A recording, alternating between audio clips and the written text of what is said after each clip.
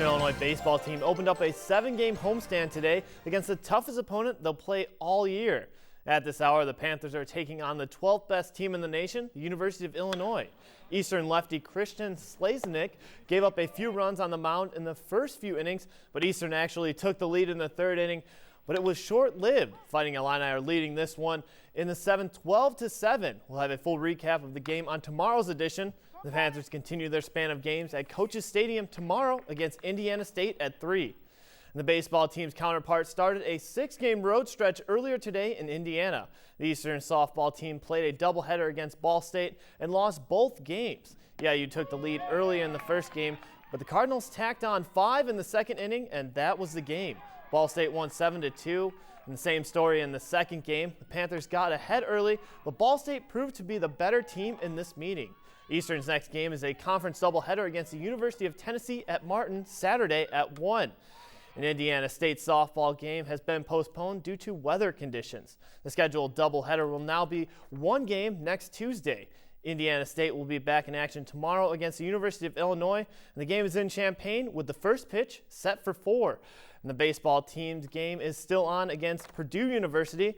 The game is currently going on, and as we mentioned, the Sycamores are scheduled to take on Eastern tomorrow in Charleston at 3.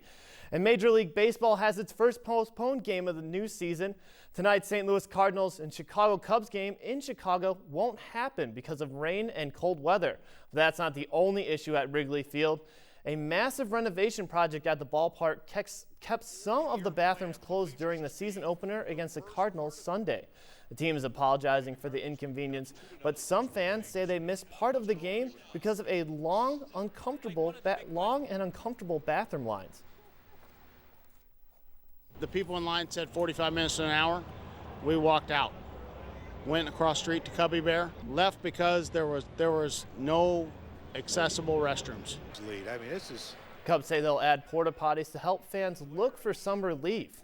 A makeup date for today's game hasn't been announced. The two teams are scheduled to play tomorrow afternoon, but starting pitchers haven't been announced. Eastern Illinois University is mourning the loss of a Hall of Famer. Ike Kennard died Saturday at his home in Tulsa, Oklahoma. He was 93. Kennard attended Eastern and was an active booster who provided financial and personal support for the Panthers athletic program since the 1940s. He was also a member of the Panther Club and inducted into the school's Hall of Fame Club in 1982. During his high school days, he was an all-around athlete at Mount Carmel, participating in football, basketball, and baseball. Well, the Chicago Blackhawks need a victory tonight to keep alive a slim chance for a division title. Blackhawks trail St. Louis and Nashville in the NL Central Division, heading into their final regular season home game against the Minnesota Wild. Well, that's all for sports. Back to you. The start of our work week. Well, at least we've got that weekend coming through for us. Yeah, the weekend's going to be pretty nice. As long as they're over 50, I'm happy. All right, thank you, Derek, and thank you for spending part of your evening with WEIU. And to check out some of the stories on tonight's newscast, visit weiu.net. And if news is happening in your community, let us know by dropping us an email at news@weiu.net. Have a great night. And coming up next, the Nightly Business Report.